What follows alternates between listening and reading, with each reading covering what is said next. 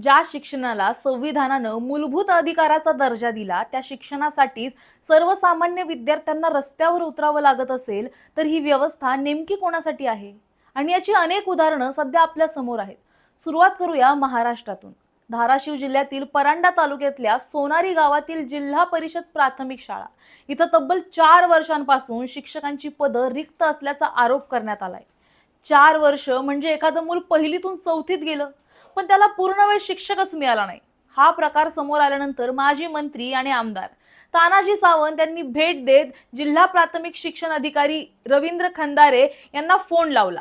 अधिकाऱ्यांकडून नेहमीप्रमाणे कागदपत्र, प्रक्रिया आणि प्रस्तावांची भाषा सुरू झाली. पण यावेळी तानाजी सावंत संतापले. कागदपत्रांचं आम्हाला काही घेणं देणं नाही. तात्काळ शिक्षक पाठवा. विद्यार्थ्यांच्या भविष्याशी खेळ चालणार नाही. हा व्हिडिओ सध्या सोशल मीडियावर मोठ्या प्रमाणावर व्हायरल झाला. कारण हा प्रश्न फक्त एका अधिकाऱ्याला झापण्याचा नव्हता, तर 4 वर्षांपासून एका शाळेला शिक्षक का मिळाले नाहीत हा होता. पण ही समस्या फक्त धाराशिवपुरती मर्यादित नाही, तर बीड जिल्ह्यात सुद्धा बीडच्या परळीच्या वैद्यनाथ विद्यालयात विद्यार्थ्यांनी थेट वर्गबंद आंदोलन केलं. त्याचं कारण काय? तर शाळेत शिक्षकांची कमतरता, शिक्षक आणि शिक्षकेतर कर्मचाऱ्यांचे अनेक महिन्यांपासून रखडलेले पगार, नियमित मुख्याध्यापक नाही, वर्ग नियमित भरत नाहीत आणि त्याचा थेट फटका विद्यार्थ्यांच्या अभ्यासाला बसतो. विद्यार्थ्यांची मागणी काही फार मोठी नव्हती. आम्हाला नियमित शिक्षक द्या, तासिका सुरू करा, आमचं शैक्षणिक नुकसान थांबवा. आजही देशात अशा हजारो सरकारी शाळा आहेत जिथे छत गळतं, वर्गखोल्या मोडकळीस आल्या आहेत, शिक्षकांची पदं वर्षानुवर्ष रिक्त आहेत, शिक्षक भरती रखडलेली आहे आणि लाखो विद्यार्थी दर्जेदार शिक्षणापासून वंचित आहेत.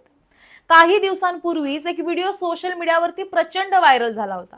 त्या व्हिडिओमध्ये चिमुकल्या विद्यार्थ्यांना शाळेत जाण्यासाठी कंबरभर पाण्याचा ओढा पार करावा लागत होता, कारण त्यांच्या गावात शाळाच नव्हती. रोज जीव मुठीत धरून ही मुलं शिक्षणासाठी संघर्ष करत होती. आता महाराष्ट्राबाहेरचं चित्र पाहूया. तर उत्तर प्रदेशातील फतेहपूर इथल्या सर्वोदय इंटर कॉलेजमध्ये विद्यार्थ्यांनी तब्बल 5 तास आंदोलन केलं. पण या आंदोलनाचा मुद्दा वेगळाच होता. इथं विद्यार्थी म्हणत होते, आम्हाला एसी नको, स्मार्ट क्लास नको, आधी पिण्याचं स्वच्छ पाणी द्या. वर्गात पंखे बंद, वीज पुरवठा विस्कळीत, बसायला व्यवस्थित बेंच सुद्धा नाहीत, शौचालयाची दयनीय अवस्था, आरो पाण्याची सुविधा नाही आणि एवढंच नाही तर तक्रार करणाऱ्या विद्यार्थ्यांना नापास करण्याची धमकी दिल्याचा आरोप सुद्धा या विद्यार्थ्यांनी केला. अखेर प्रशासनाला घटनास्थळी धाव घ्यावी लागली. विद्यार्थ्यांशी चर्चा झाली. प्रत्येक वर्गात 4 पंखे बसवण्याचं, वीज दुरुस्त करण्याचं, आरो वॉटर कूलर सुरू करण्याचं आणि इतर सुविधा उपलब्ध करून देण्याचं लिखित आश्वासन प्रशासनाला द्यावं लागलं. मग आता प्रश्न सरकारला आहे आणि समाजाला सुद्धा. आपण शिक्षणावर नेमकी चर्चा कशाची करतो?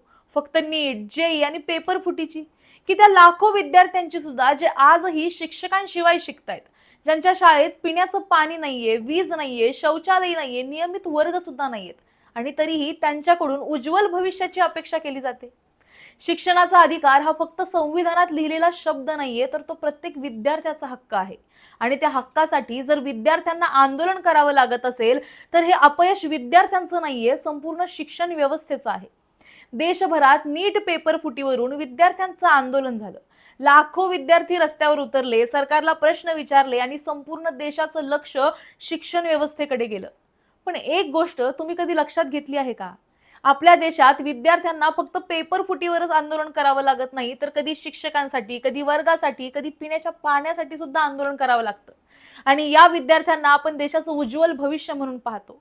जर या उज्ज्वल भविष्याकडे आपण डोळे उघडून लक्ष दिलं नाही तर हे उज्ज्वल भविष्य काय होणार? या उज्ज्वल भविष्याचं पुढे तुम्हाला याबद्दल काय वाटतं हे आम्हाला कमेंटमध्ये नक्की सांगा आणि अशाच व्हिडिओसाठी पाहत रहा पॉलिटिकल महाराष्ट्र.